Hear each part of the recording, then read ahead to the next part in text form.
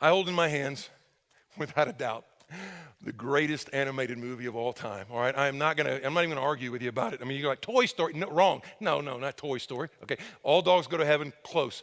But greatest animated movie of all time, The Lion King. All right, The Lion King, greatest movie. And some of you are like, but it's a cat.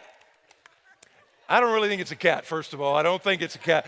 But it's a little bone to you cat lovers in here. By far, best movie of all time. So, and again, if you haven't ever seen the movie, close your ears for a second. Spoiler alert, this is about to happen. If you hadn't seen it, let me give you, and not going to watch it. Let me tell you the general thing, and I'm going to go up to a scene that is very, very, very illustrative of what we're talking about. Basically, you got a couple of people in here. You got Mufasa. I mean, Mufasa is like the king, man. He is splendid. He is majestic. He is awesome. He's somewhat intimidating. He's all those things. He's like the big lion. His son is Simba.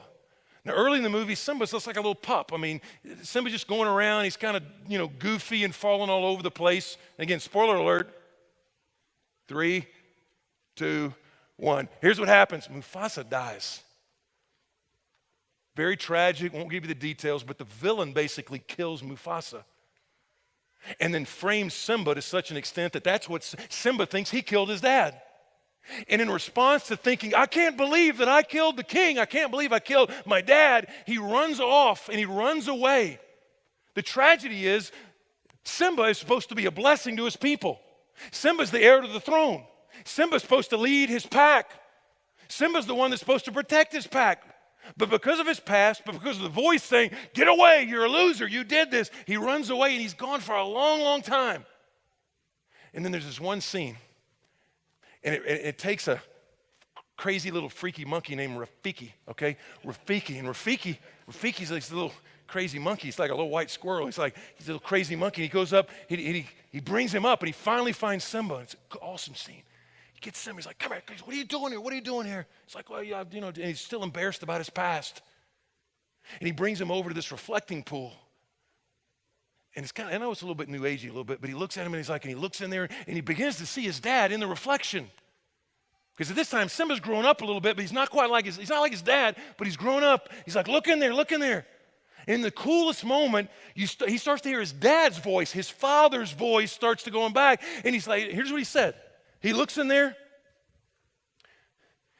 He says, Simba, you have forgotten me. You have forgotten me. I love that because he didn't say, you've forgotten how awesome you are. He said, you've forgotten me. You've forgotten me.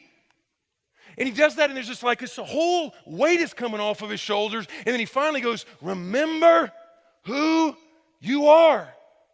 Proper order. Remember me, and then remember who you are. Man, that is exactly what so many of us need to understand this morning. Is your past real? Yeah. Is there a bunch of junk there? Yeah. But what he's saying is, listen, remember the gospel. Remember what he's done. Remember the price that he paid. And then remember who you are. Not some flunky, not some loser, not some condemned person. You're a son or daughter of Almighty God. All right? You've been adopted. You are loved. You have been bought with a price. And girl, you were expensive, okay? You were very, very expensive.